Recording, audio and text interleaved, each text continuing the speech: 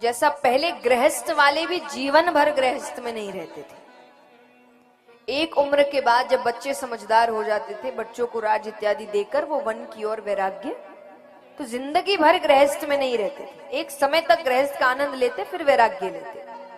तो वो भरत जी भी, उन्होंने अपना समय बिताया, फिर वैराग्य वन की ओर चले गए। अब एक दिन वे नदी में स्नान कर रहे हैं, तो एक किनारे पर मृगों का समूह है। मृग यानी हिरण।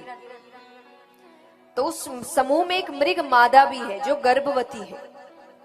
अचानक सी सिंह की गर्जना होती है, सब डर गए। तो डर के मारे सब दूसरी ओर छलांग लगा रहे हैं। तो उस मृग मादा ने भी छलांग लगाई, पर छलांग की वजह से उसका बच्चा गिर जाता है। अब पानी में गिरता है तो पानी में भरत जी है, भरत जी ने पकड़ लिया। और वहां पर क्योंकि इस प्रकार बालक हुआ, माता की मृत्यु हो गई, तो भरत जी कहते अब ये बच्चा कहां रहेगा? तो वो अपनी कुटिया लेकर आ गए। अब मनुष्य का ये स्वभाव है कि अगर वो 24 घंटे किसी के साथ बिता रहा है तो उसमें मोह पड़ जाना स्वाभाविक है। उनका मोह पड़ गया, और ऐसा मोह पड़ा कि अब सोए तो मृग बालक के साथ, उठे तो मृग बालक के साथ, स्नान करे तो मृग बालक के साथ, भोजन करे तो मृग बालक के साथ, पूजा करे तो मृग बालक के साथ, दिन भर वो आसपास चले। कहां ये मोह माया छोड़ कर आए थे और कहां यहां पर भी मोह में पड़ गए। अब एक दिन वो पूजा की तैयारी कर रहे हैं, वो बच्चा बाहर जो मृग बालक के खेल रहा है, बाहर मृगों का समूह आया। अपने जैसों को देखकर वो उनके साथ चला गया। अब वो बाहर आते हैं देखने, तो कहीं नजर नहीं आ रहा। पागलों की तरह घूम रहे हैं, पागल हो गए वो। वन में कहां मिलेगा वो वापस। धीरे धीरे साल बीतते हैं, अंत समय आया। अंत समय में भी उनके मुख में एक ही नाम, मेरा मृग बालक कहां गया। दूसरी योनि उनको मृग योनि प्राप्त होती है। उसके बाद उनको मनुष्य योनि मिलती है। तो मनुष्य योनि में वो एक ब्राह्मण के घर पैदा होते हैं।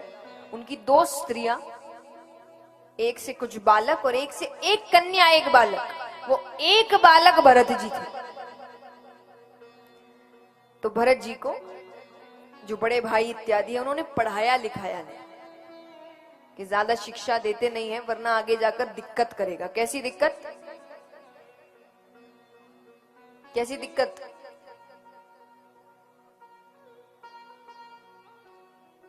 ये साफ चुप अपना हक मांगेगा, क्योंकि माँ बाप की मृत्यु हो गई थी।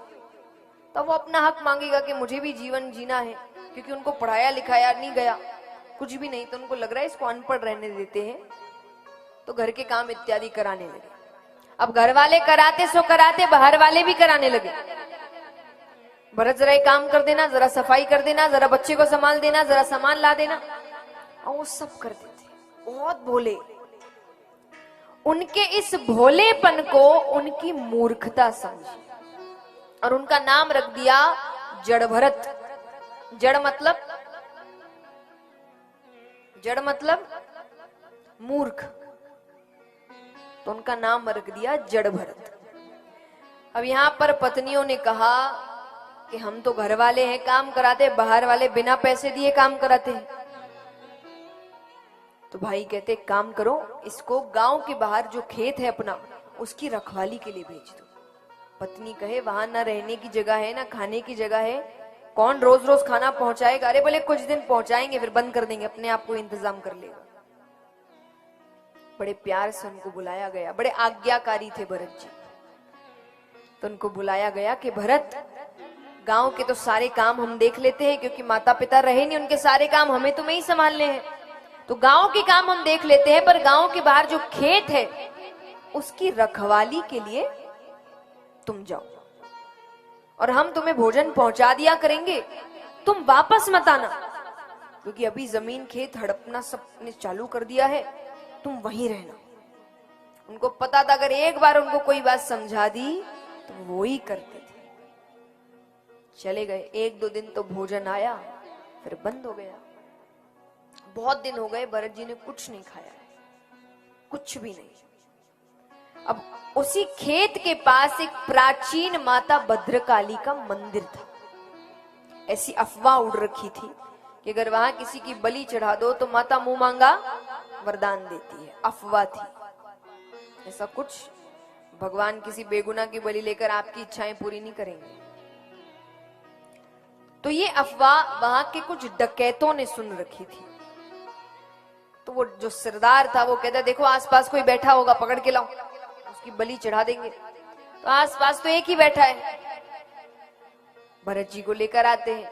अब बलि चढ़ाने से पहले आपका बड़ा क्या कहते हैं, आओ भगत होता है। अच्छे निलाया धुलाया जाता है, कपड़े दिए जाते हैं, खाना दिया जाता है। तो उनको खाना जब दिया गया वो इतने भूखे हैं कि वो दोनों हाथों से खाने लगे। जब तृप्त हो गए तब उन्होंने एक डकैत को अपने पास बुलाया कि आज कोई उत्सव है क्या, मुझे अच्छे कपड़े दिए जा रहे हैं, भोजन दिया जा रहा है। अब उनको लगा अकेला है, भाग भी कहां जाएगा, तो उन्होंने सच बोल दिया कि नहीं, आज तुम्हारी बलि चढ़ाई जाएगी। भरत जी कहते हैं तो एक काम करो, रोज मेरी बलि चढ़ा दिया करो, मुझे भोजन दे दिया करो, मैं पास ही रहता हूं। उनको बलि तक का मतलब नहीं पता था। तो उनको लग रहा है जो भी करता है कर ले, पर मुझे खाना दे दे बस। तो उन्होंने कहा कि कितना मूर्ख है, इसको बलि का मतलब नहीं पता। सरदार कहते सही बात है, दिक्कत नहीं करेगा, कोई भी कहानी बना के इसकी बलि चढ़ा देंगे। तो उन्होंने कहा कि तुमने सही कहा, आज एक उत्सव है, आज माता दर्शन देने आने वाली है, चलो हम सब मंदिर जा रहे हैं। मंदिर में ले गए, बोले आंख बंद करके सर झुकाकर घुटने पर बैठ जाओ, माता देखना दर्शन देने आएगी। वो बैठ गए, तलवार निकालते हैं, मारने लगते हैं कि वहां पर साक्षात माता भद्रकाली प्रकट होती है। बोलिए काली महाकाली मात की। जितने डकैत से सबका वध कर दिया।